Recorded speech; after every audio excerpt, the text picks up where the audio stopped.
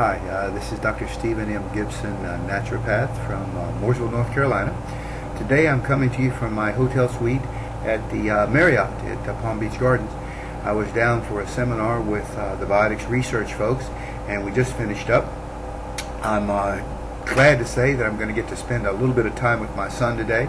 About 10 o'clock we're going to the beach, spend a couple of hours just absolutely enjoying each other. But before I did, I wanted to get to you and clarify some things and let you understand clearly what we're all about here. Try Naturopathy is asking you to try a different way of taking care of your health. We're asking you to examine an alternative to the allopathic model. That's what you're doing today. What these guys do is you go to them, you present with a symptom because they've been tremendously educated about all types of symptoms and interactions. They identify the symptoms to the closest organ related. Then they put a name on it. Then they give you a prescription, and you go home. And they tell you to come back in a couple of weeks. Call them if you have any side effects. And you know that's the way it is. Well, that model of visiting a doctor who is a specialist in most cases and just knows how to deal with the itises of their particular area. The gastroenterologist can talk about gastritis, diverticulitis, colitis, ileitis, because they're all inflammation, you see. So the brain guy can deal with the brain. The foot doctor can deal with the feet. And you know, these guys are really well trained. But their deal to diagnose disease, here's what I'm dealing with. I'm dealing with helping you to understand how to optimize your health. I'm going to help you prevent your getting sick. And I'm going to give you no bigger gift than the one I'm going to give to you today. It is absolutely, unequivocally, without a fact, what I believe to be true. Are you ready? Okay. I believe that it's very easy to avoid ever having cancer visit you or your family ever. Did you hear me? I absolutely believe that it's very easy for you to avoid having cancer to ever visit your door. Now, I'm going to give you a little bit of information to support my position, and I'm going to beg you, please investigate. First of all, the girl's easy on the eyes. Her name's Suzanne Summers. If you're about my age, you absolutely know this girl as Chrissy from Three's Company. And she has become a health advocate. Twice she's had cancer. Twice she's been healed. And she has interviewed doctors in the United States who are having successful with what are considered novel, maverick cures. She'll talk to you about Stanislaus Brzezinski. The feds persecuted him twice. Twice they persecuted him. Tried to put him in jail. And had it not been for you, the American public, and Julian Whitaker, he probably would have been there and he couldn't be working. Suzanne, in a very no-nonsense way, tells you how to prevent cancer. She gives you the names of doctors that are curing it in the event that you are hard-headed and you get it anyway. But what I'm going to do is even more than that.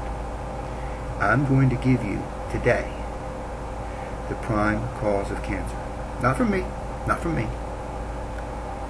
but from Dr. Otto Warburg. Dr. Otto Warburg. Here's the book. Dr. Otto Warburg, Cell Physiology, written by Hans Krebs. Got it? You can get this book, Amazon.com, still available from time to time. It's not in print any longer, but there's books floating around. Now, Otto Warburg, who was he? Right now, he's just a name to you. First of all, he was a Nobel Prize winner in medicine in 1931. Second, he was a personal friend of Albert Einstein, and when you get the book, you'll see a copy of a letter that Albert Einstein wrote on Warburg's behalf, trying to keep him out of World War I. Warburg was born in 1884, died in 1970, spent 50 years researching, among other things, cancer. in 1967, he wrote, "The Prime Cause of Cancer." And I'm going to read from that book on page 26 the exact things that he wrote. I'm going to turn. I'm actually going to start on page 25. Can you see that? Nope. Page 25. Trust me, it's page 25.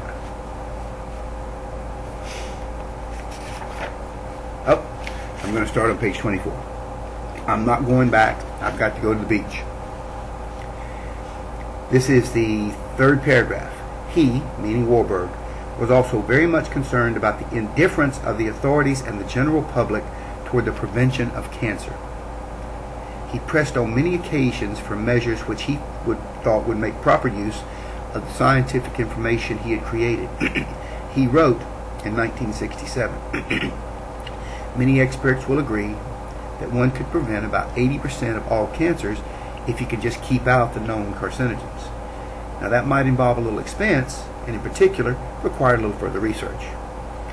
In 1954, he expressed the hope that cigarette smoking, food additives, and air pollution by motor car exhaust would be greatly restricted.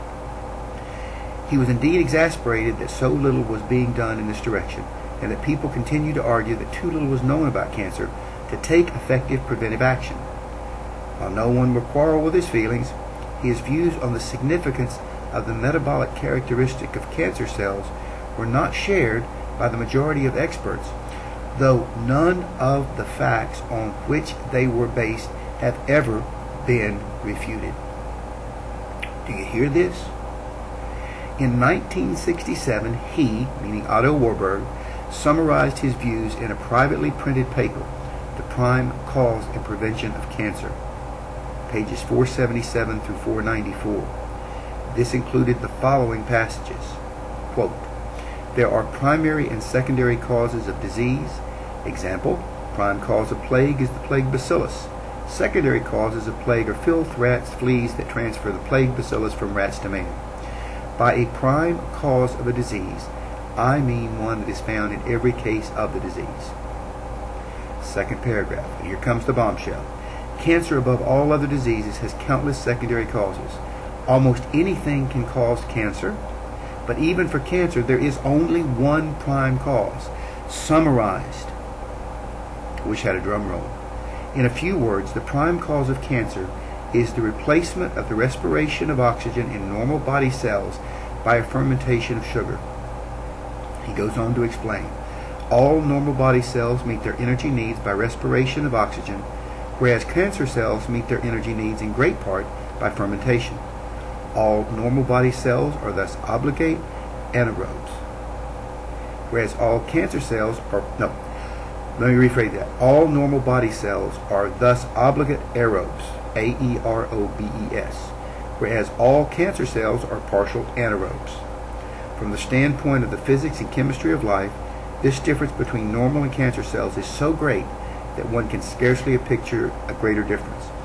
Oxygen gas, the donor of energy in plants and animals, is dethroned in the cancer cells and replaced by energy-yielding reaction of the lowest living forms, namely a fermentation of glucose." Now he goes on to write more detail. But here's the thing. Let me summarize it so that any of us can understand it. Warburg is saying that the prime cause of cancer is fermentation of sugar, because cancer cells get their oxygen source from that process. So, if you can stop the body from fermenting sugar, you deprive the cancer cells of their oxygen source. Doesn't matter why they proliferate, doesn't matter what causes them to grow rapidly. If you deprive their right to oxygen, they die, and they can't proliferate. So here's what's happening, ladies and gentlemen. You now know the truth. You know it. Now what are you going to do with it? I'm begging you to try naturopathy. Let me explain to you the things that you can do that are so simple to make sure your body never ferments sugar. Then you remove the prime cause of cancer from your body. It's easy to do. I want to help you. I'm going to give this to you.